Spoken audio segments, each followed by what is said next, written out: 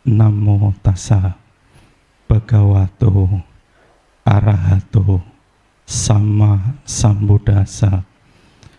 Namo tassa bhagavato arahato sama sambuddhassa. Namo tassa bhagavato arahato sama sambuddhassa. Arogya paramalabha santuti paramang danang wisa saparama nati nibanang paramang sukakti. Ibu Bapak Sugiyoto, Namo Buddhaya. Ya, Ibu Bapak yang berbahagia,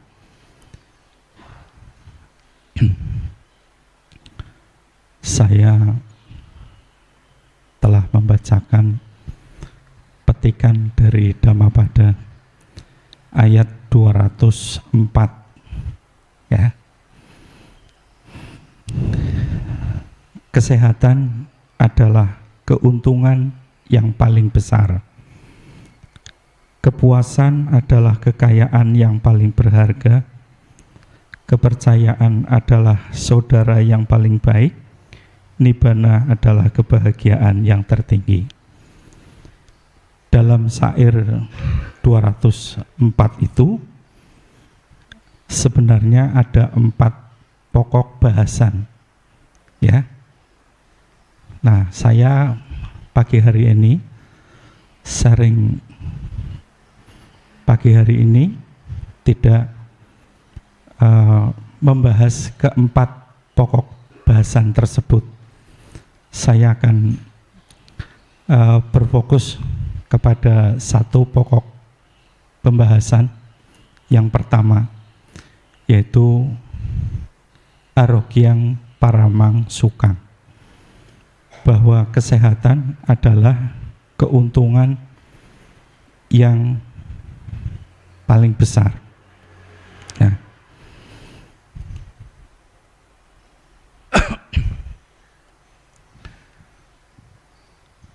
pagi hari ini saya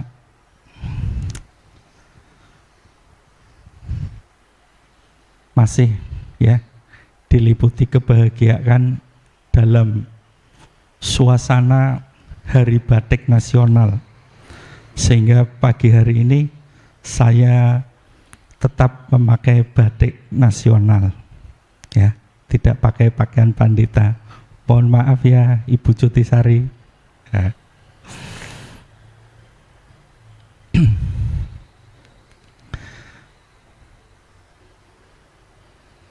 Bapak Ibu sekalian ya, jadi kesehatan menurut Dhamma itu adalah satu keuntungan yang paling besar. Keuntungan ini bagian dari rezeki ya. Jadi keuntungan itu adalah bagian rezeki yang paling besar. Jadi rezeki itu tidak hanya dalam bentuk materi saja. Kalau gaji, ya tentu materi. Tapi kalau rezeki, berbagai macam. Salah satunya adalah kesehatan.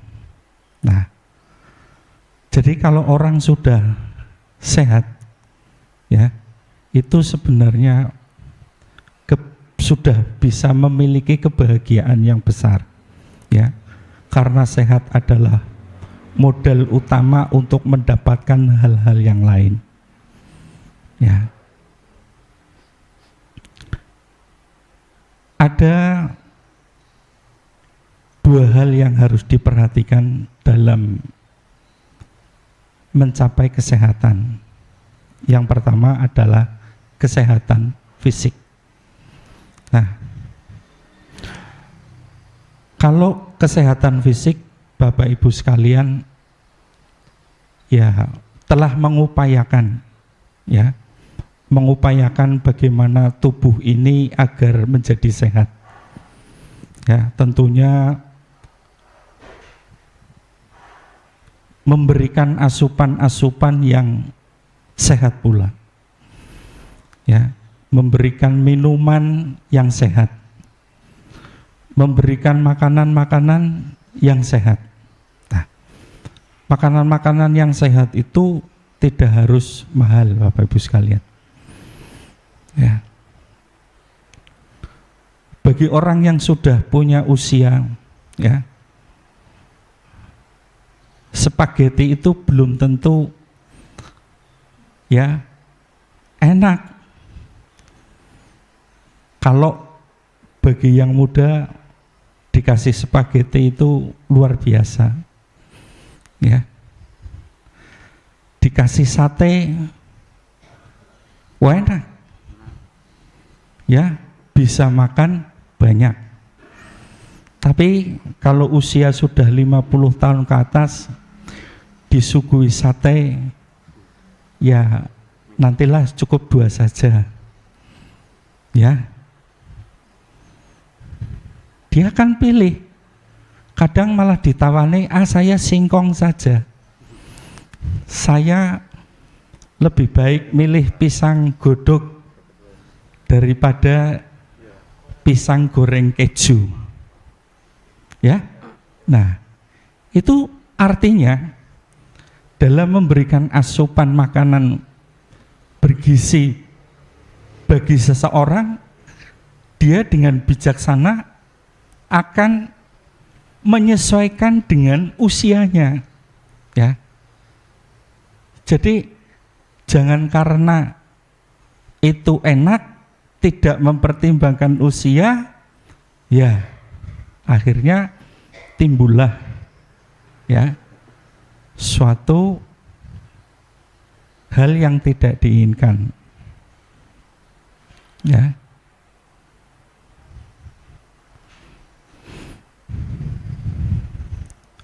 Makanan-makanan yang enak, yang berlebihan atau tidak berlebihan pun ya bisa saja menimbulkan penderitaan bagi kita. Ya. Ini anak-anak sekolah itu sedang digalakan MBG. Makanan bergizi. Tapi banyak pula dari gizi ini kejadiannya menjadi keracunan. Ya. Nah, karena ya tentunya dalam mengolah ini yang tidak sesuai. Ya. Contohnya masak nasi kuning masih panas dibungkus. Kan dalam beberapa jam sudah ya menuju kepada basi. Iya. Jadi faktor itu yang kadang tidak dipertimbangkan. Ibu bapak sekalian, kemudian selain kita makan yang sesuai dengan porsi tubuh kita, ya kita juga olahraga Bapak Ibu sekalian. Ya, olahraga. Saya nggak bisa olahraga, ya. Olahraga itu tidak harus lari. Jalan itu olahraga. Bahkan saya melihat bahwa seorang ibu itu olahraganya luar biasa. Ya. Pagi-pagi sudah bangun, dia wira-wiri dari dapur ke sana ke sini. Itu bagian dari jalan kaki. Ya. Tapi kalau mungkin si ibu sekarang saya tidak tahu. Bangun tidur, nggak mau masak, nggak mau apa, tinggal pencet HP, kemudian ada yang kirimin, duduk. Nah itu salah sebenarnya. Ya. berusaha untuk memasak itu sebenarnya jalan ya. Itu sudah bagian dari olahraga. Olahraga. Ya, apalagi kalau yang rumahnya mungkin agak besar ya. Ya. Buang sampahnya ke depan itu kan jauh. Jalan, balik lagi ke dapur. Ya. Terus baru sedang apa di depan nawari bumbu sayur dan sebagainya, jalan lagi ya.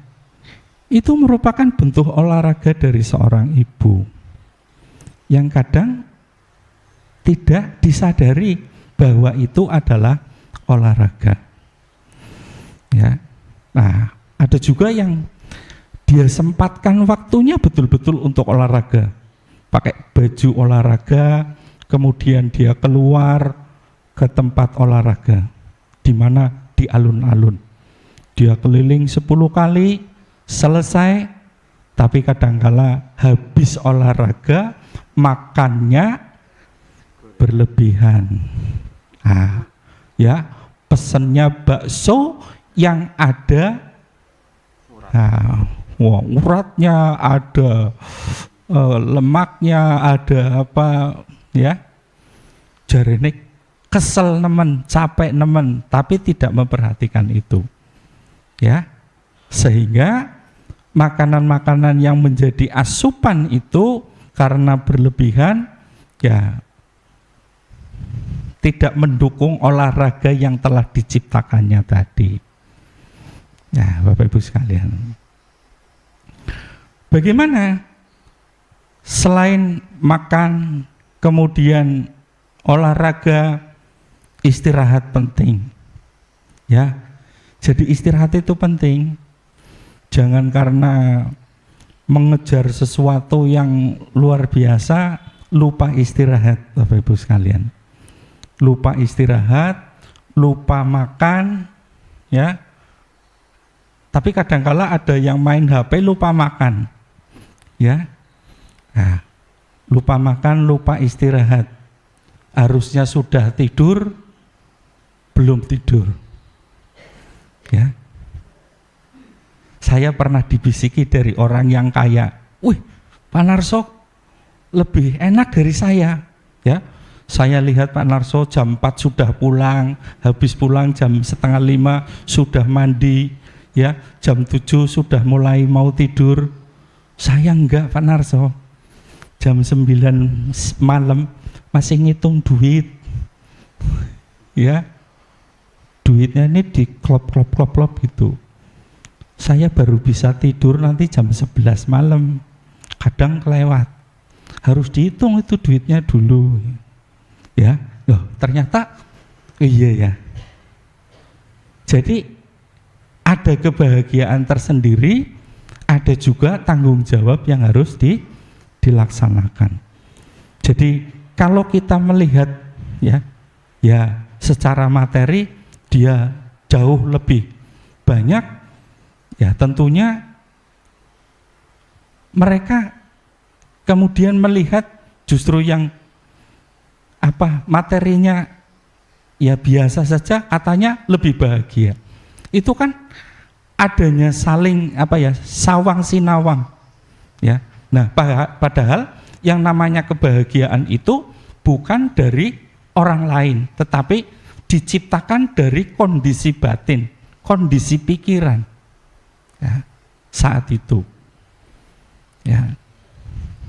Jadi bukannya tanpa problem bahwa seorang guru nanti sore-sore sudah mandi, sudah selesai, enggak, Bapak Ibu sekalian ya. Jadi ada banyak tugas yang kalau mungkin saatnya ujian, saatnya harus memberikan nilai ya. Apalagi ya sekarang itu kan sebagai seorang guru memberi nilainya itu harus harus donasinya besar ya. Oleh karena anak-anak sekarang luar biasanya apa? Bagaimana nilai 4 supaya jadi 8 Nah, gurunya harus rela hati ya. Sulap nilai 4 jadi 8. Ya, kalau enggak tuntutan dari atas repot. Ya. Jadi ya mau tidak mau dalam kehidupan beragama saja kadang anak tidak mau mengikuti pelajaran agama. Hari ini sakit, hari besok ya itu ada kegiatan lain, hari besok alasan lagi dan sebagainya. Begitu guru ini kasih nilai 7 ya, bagian panitia yang nilai, Pak jangan 7 Pak, wong KKM-nya 8, 2 ya minimal harus KKM Pak 82 ya.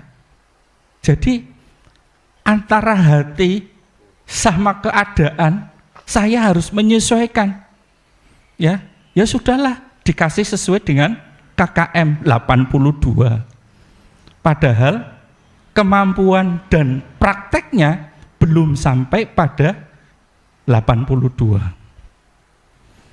ya. Tapi untuk menjaga agar guru ini tetap sehat badannya ya sudahlah dikasih ya gitu kan. Ajaran Sang Buddha supaya suka memberi, jadi tidak hanya materi saja tapi dalam bentuk nilai pun suka memberi ya Bu ya gitu. Nah ini dari tahun ke tahun begitu, malah kadang lebih parah ya. Dulu siswa Buddhis itu pada pinter-pinter, pandai-pandai, banyak yang kemudian terjaring di UI bahkan. Nah itu karena usahanya pada giat-giat. Nah begitu sekarang Androidnya meledak ya, anak-anak lebih suka ke Android, HP, mainan HP, ditambah dengan keadaan COVID yang memperburuk kita karena pembelajaran harus pakai HP ya, menambahi itu. Nah jadi supaya guru bisa sehat ya begitu ya. Nah Bapak Ibu sekalian, jadi dalam memasukkan hal-hal yang baik, makanan ini, mata kita kan butuh makanan ya, mata kita itu butuh makanan Bapak Ibu sekalian. Oh enggak ada makanan yang dimasukkan ke dalam mata, siapa bilang? Coba saja ibu bapak suruh pejamkan mata sehari, matanya jangan dikasih makanan, merem berat kan? Atau supaya kita melek tapi dikurung di sebuah kamar yang tanpa lampu, gelap, nggak dikasih makanan itu. Jadi mata pun butuh makanan yang sehat itu. Jadi kalau lihat ya lihatlah sesuai kebijaksanaan, jangan berlebihan ya. Itu cara memasukkan. Bagaimana tayangan-tayangan yang lewat HP banyak sekali. Kalau ibu suka tayangan-tayangan yang mengandung kekerasan dan lain sebagainya, nanti akan mempengaruhi batin kita ya. Itu makanan dari mata. Makanan dari telinga juga demikian ya. Semakin ibu bapak mendengarkan suara yang slow ya, diajak meditasi, kemudian mendengarkan suara yang nadanya kok bagus ya, mungkin gampang sekali ya pikiran ini terpengaruh, bukan terpengaruh kepada pencapaian jana, tapi terpengaruh pada pencapaian jan angler. Nah itu ya, dengan suasana yang nyaman karena adanya pengaruh dari pemasukan makanan lewat telinga ya itu. Tapi kalau mungkin ada orang sedang cekcok ada orang sedang bertengkar, malah di kuping. Seru enggak? Bagaimana sih kelanjutannya? Sampai pukul-pukulan enggak? Berarti memasukkan makanan lewat telinga dalam bentuk suara-suara yang tidak baik. Ya, nanti diceritakan. Ya. Atau mungkin diketik di dalam HP. Nah, terus di-share. Kalau di-share itu kan lebih cepat, lebih banyak yang tahu daripada kita ngomong ke seorang cuma dibisiki itu. Ya. Jadi lewat mata, lewat telinga, lewat hidung, ya, bisa juga. Kita harus memasukkan makanan-makanan dari indera kita adalah makanan-makanan yang baik, yang bisa membentuk badan kita sehat. Ya.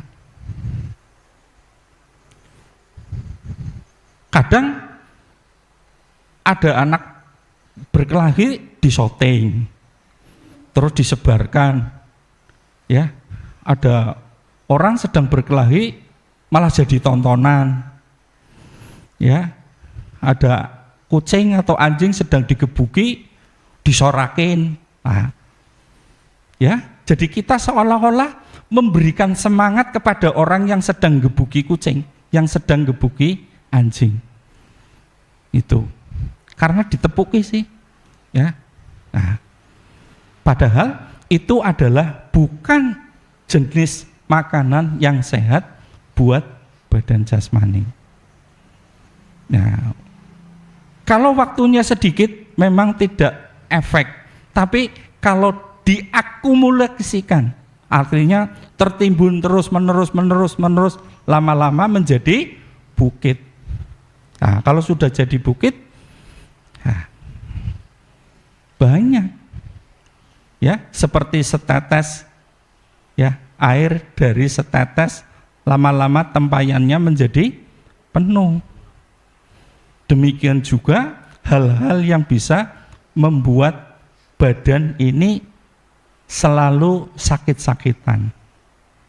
Ya, jadi dengan bijaksana kita harus mengkonsumsi yang sehat-sehat, baik itu makanan sehat, kemudian olahraga, maupun makanan-makanan indera yang sehat bagi kita.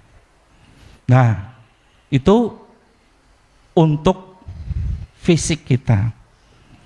Nah, kita tidak punya hanya fisik saja, tetapi kita juga punya batin.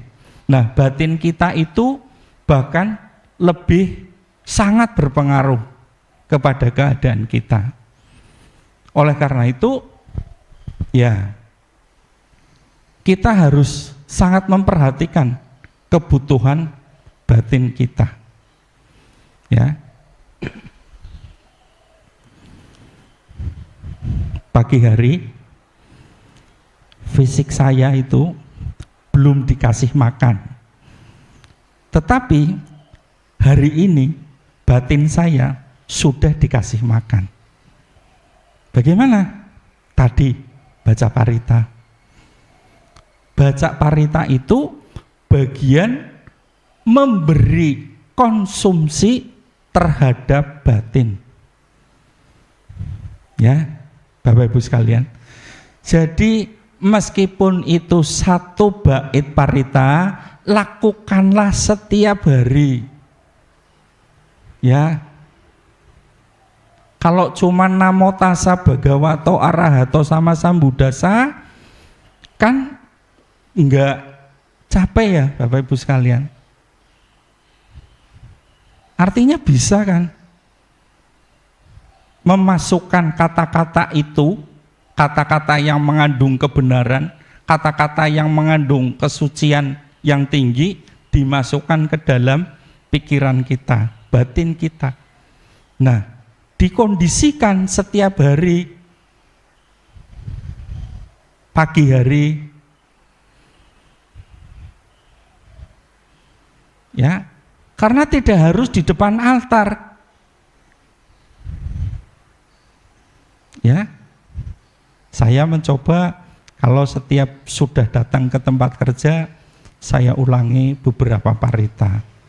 Supaya apa? Sebelum saya sarapan, batin saya sudah sarapan dulu. Ya. Jadi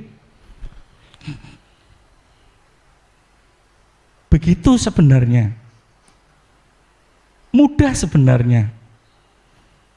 Ya, akan menjadi sulit apabila tidak dibiasakan. Tidak harus banyak, tidak harus yang panjang-panjang. Ya.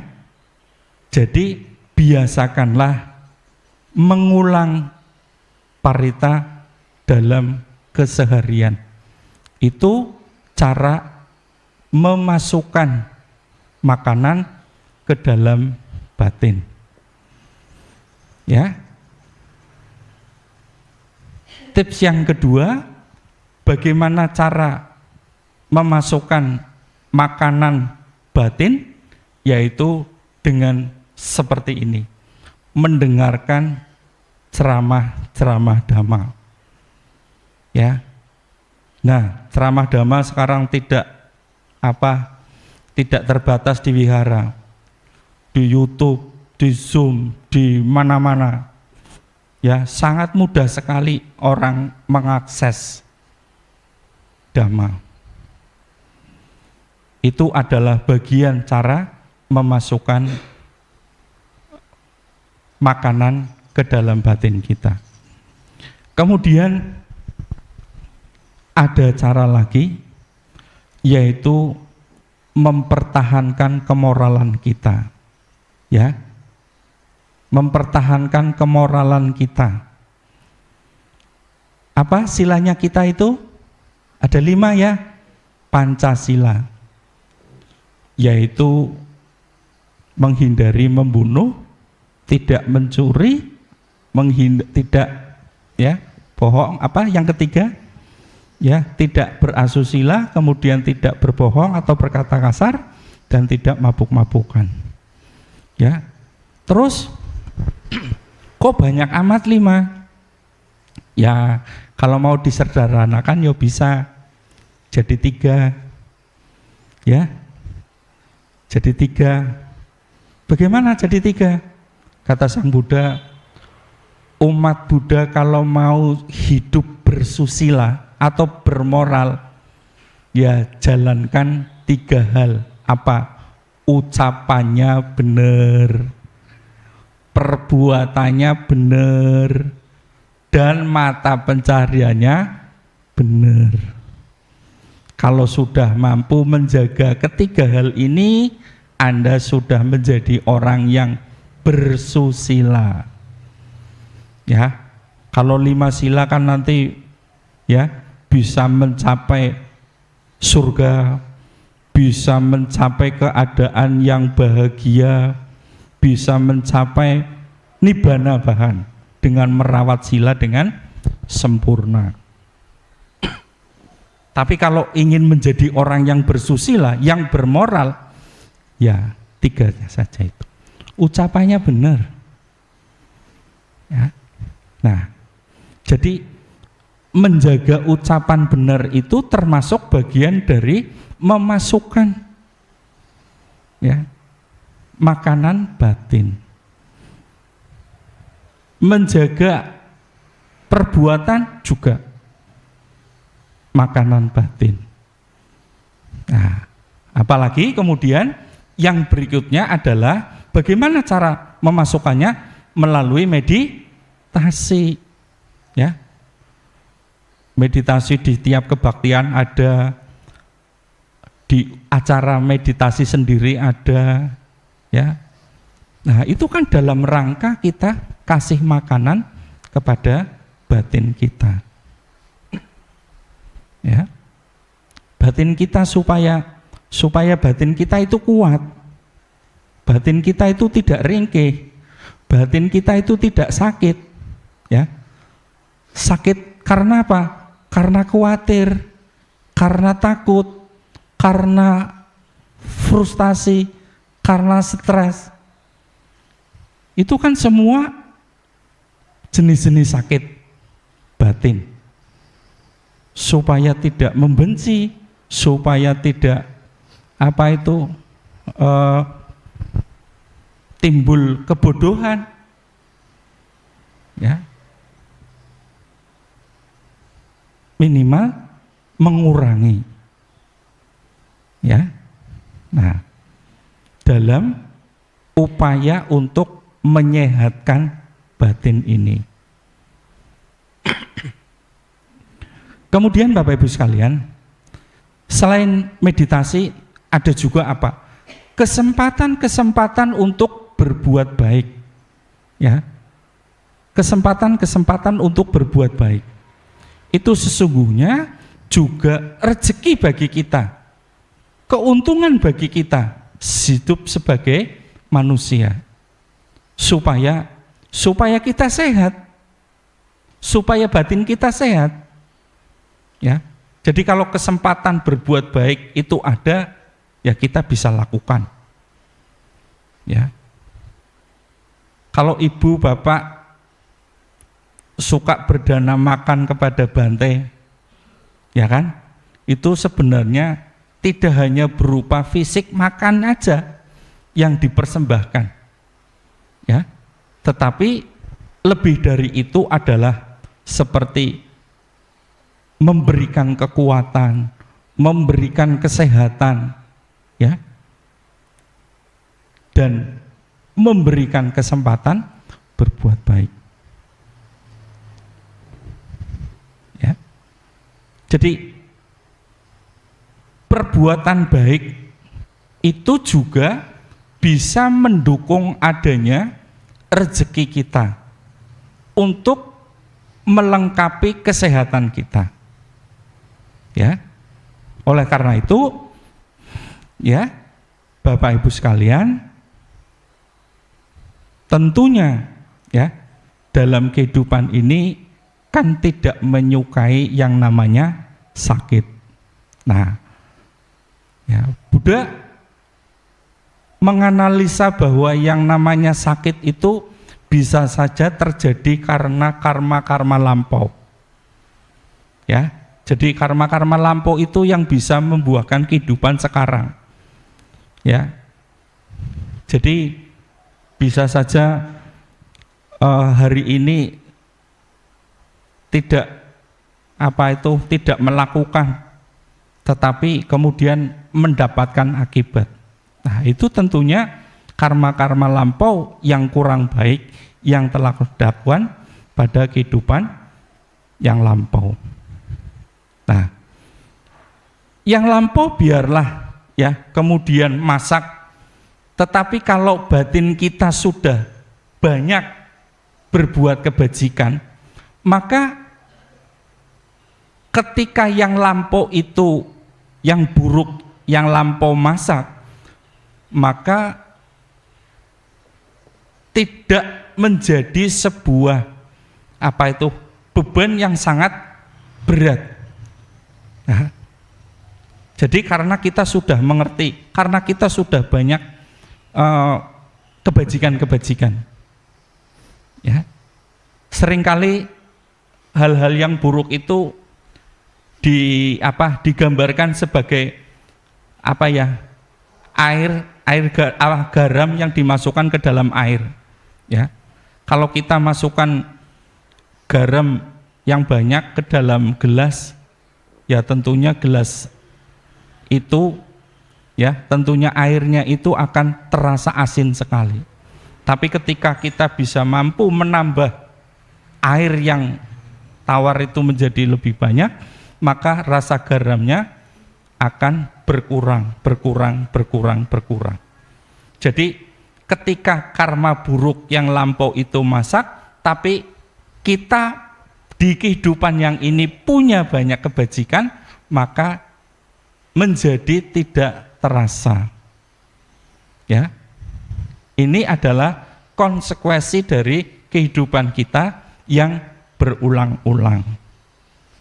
Ya. Nah, Bapak Ibu sekalian, selain hal-hal yang sudah saya sebutkan, ya, bagaimana supaya kita meningkatkan, supaya batin kita menjadi sehat, ya, jangan suka marah, jangan iri, jangan membenci. Karena sesungguhnya tidak ada alasan bagi kita untuk membenci. Ya. Kadang orang yang dibenci nggak mikirin kita, tapi kitalah yang mikirin dia. Kita sangat ngefan. Ya. Nah, kita sendiri yang menjadi rugi karena kebenciannya sendiri. Ya.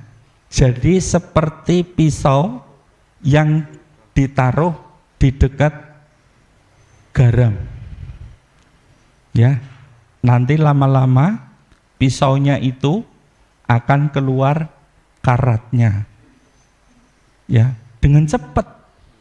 Kalau pisau diletakkan di tempat yang jauh dari garam, itu juga berkarat, tetapi tidak secepat ketika berdekatan dengan garam.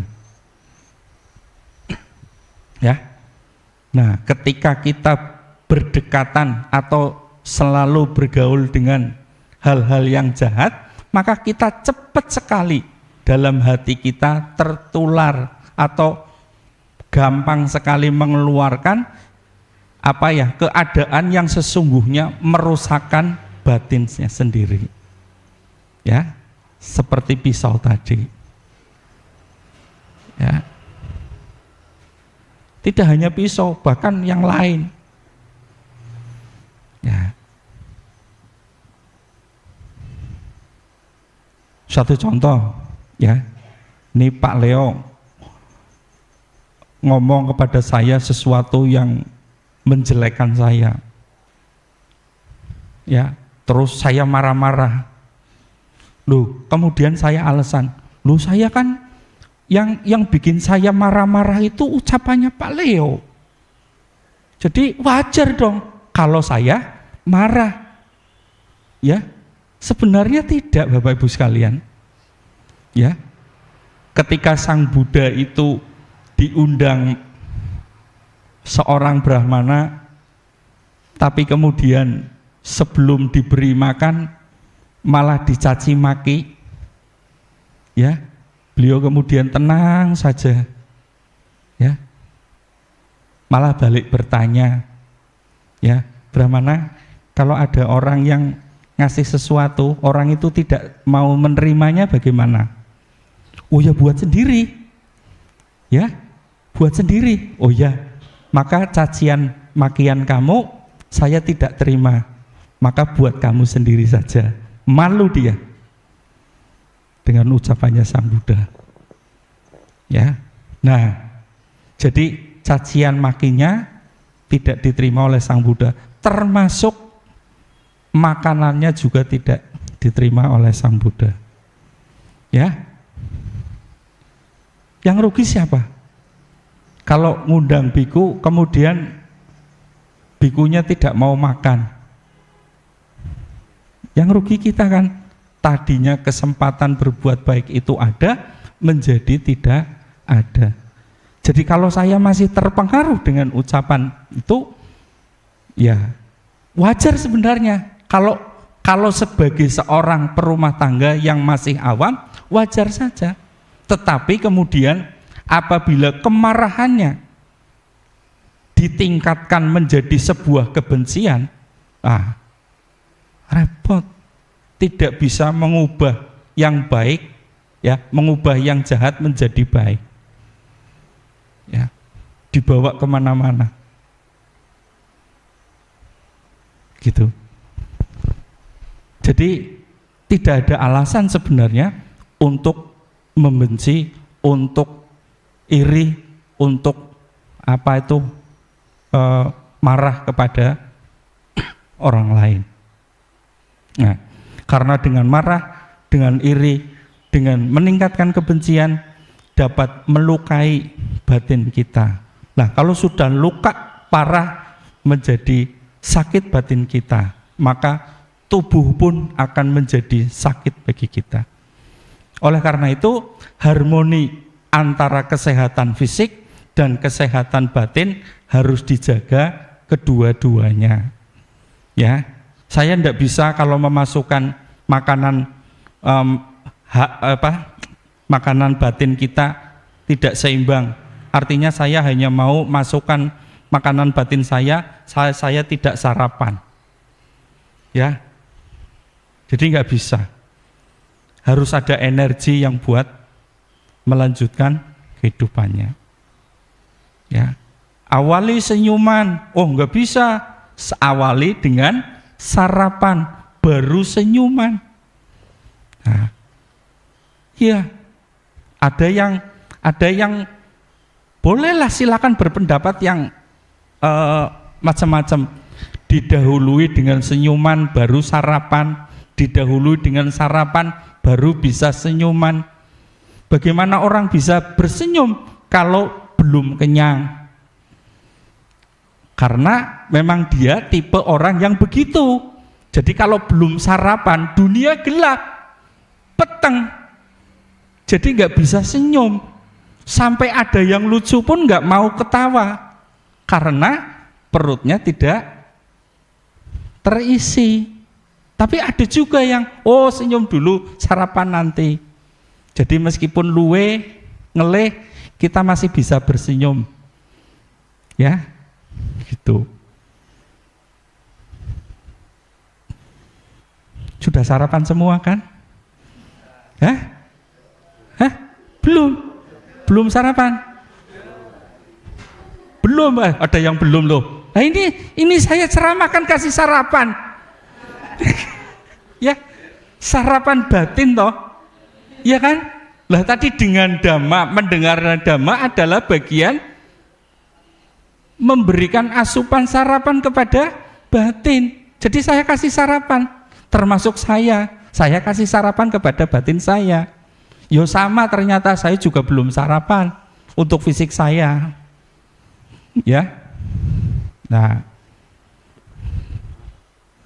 karena saya juga tidak terbiasa pagi-pagi makan. Ya. Itu Bapak Ibu sekalian. Sarapan saya jam 9. Baru sarapan. Sarapannya jajan, bukan makan. Ya, itu. Paling kalau Bu Susi bawa bubur lah, itu kepaksa saya makan buburnya Bu Susi itu. Ya, kalau tidak dimakan, waduh, nolak rezekinya Bu Susi, saya jadi kurang rezekinya.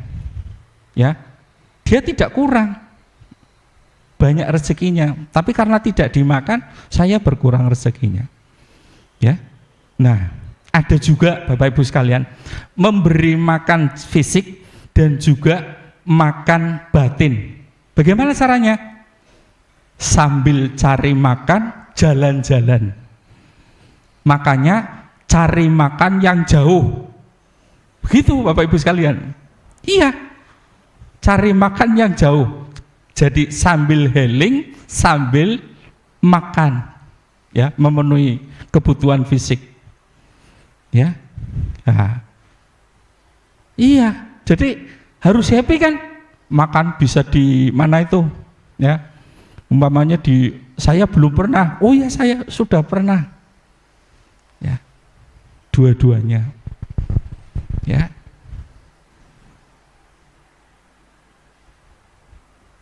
Ya, tentunya ketika mencari makan itu tadi sudah disebutkan akan disesuaikan dengan kebutuhan daripada fisik kita.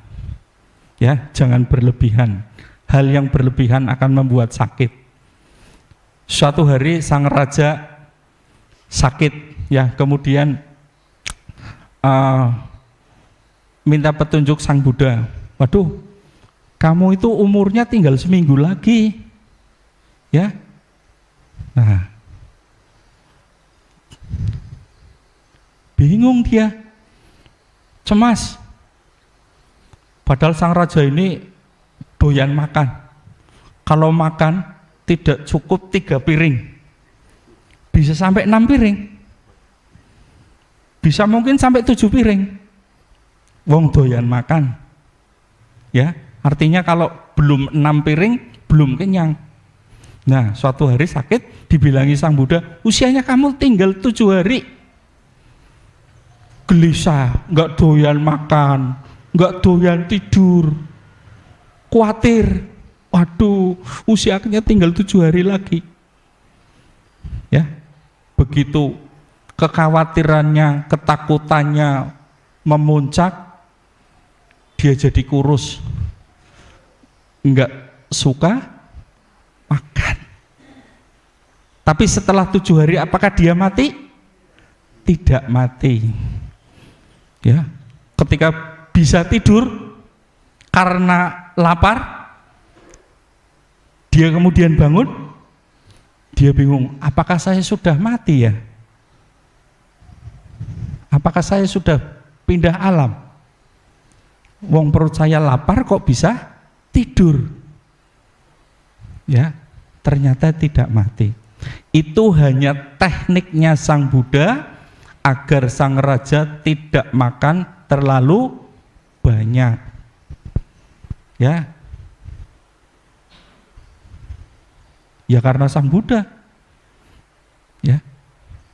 Kalau yang memberi tips seperti itu bukan seorang Buddha, langsung dipenggal gulunya, lehernya. Kamu ngeramal saya jelek. Ya. Hukum dia. Ya. Tapi karena Sang Buddha ingin memberikan terapi begitu, akhirnya betul-betul Sang Raja tidak lagi makan yang banyak. Jadi sehat. Ya.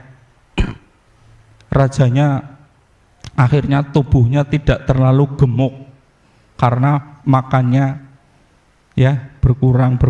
Nah, Sang Buddha katakan bagaimana cara menguranginya? Ya, kurangilah 1 sendok setiap kali Anda makan. Gitu. Ya, Bapak Ibu sekalian. Nah, jadi Bapak Ibu sekalian, dengan adanya kita punya fisik, kita punya mental, kita punya batin, harus dijaga dengan baik, masukkan asupan-asupan yang baik supaya jasmani kita juga sehat.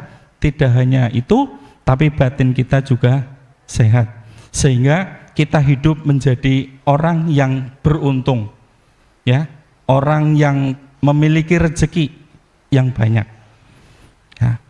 Sekali lagi, semoga kita dalam mengenal Dhamma, mempraktekkan Dhamma akan menambah kesehatan bagi kita, terutama batin kita, ya, dalam mengarungi kehidupan kita masing-masing, ya, menjadi orang yang sehat, ya. Nah, saya itu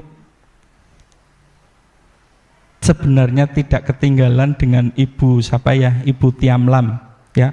Ibu kan kalau posting suka makan di luar, ya. Nah, sebenarnya saya itu juga suka makan di luar, Bapak Ibu sekalian. Iya, saya itu kalau makan di luar. Jadi bedanya Ibu Tiamlam kalau makan di luar itu beli di tempat itu. Kalau saya makan di luar tapi bawa dari rumah. Nah, itu bedanya di situ. Ya.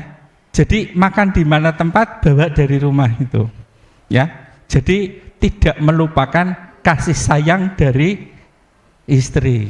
Ya. Kalau dibawai makan, dibawa. Makannya di mana, Pak? Di luar. Jadi saya jarang makan di rumah. Ya. Ya. Karena berangkat sudah 5:30 sudah berangkat. Kemudian nanti pulang jam 4:30 atau jam 4 saya sudah tidak makan lagi. Berarti kan tidak pernah jarang makan di rumah, ya. Nah, makanya di luar gitu. Ya, sehingga pernah ngeprank kepada teman-teman sekantor, nanti kalau ulang tahun saya akan mengajak Bapak Ibu sekalian makan di luar. Wih, tepuk tangan. Widuh, Pak Narso bagus gitu ya, bahagia sekali. Ya udah, ya itu. Nah, terus pada saat beneran saya ulang tahun, saya gelar tikar di luar sekolah. Ya, saya pesenkan makanan di Bintang Rasa. Ya, bungkus apa itu dus-dusan itu. Nah, yuk Bapak Ibu sekalian, makan di luar. Tapi karena yang dipesan makan dari Bintang Rasa jadi tidak kecewa, bahagia tetap meskipun makannya di luar. Ya, coba kalau benar-benar bungkusan yang ponggol itu kecewa luar biasa ya membuat mereka tidak bahagia. Nah, jadi begitu Bapak Ibu sekalian, bagaimana kadang ya bisa suasana itu bisa menjadikan batin bahagia, asalkan tidak berlebih-lebihan dalam ngeprank temannya ataupun ngeprank umatnya dan sebagainya. Ya, apalagi ngeprank Bu Cuti Sari, besok ceramah damai ya Pak Mun, siap, enggak datang. Ya itu kan ngeprank orang. Ya, yang dibutuhkan banyak sekali. Sudah siap tapi tidak datang. Ya, jadi akhirnya saya menjadi orang yang tidak sehat batinnya.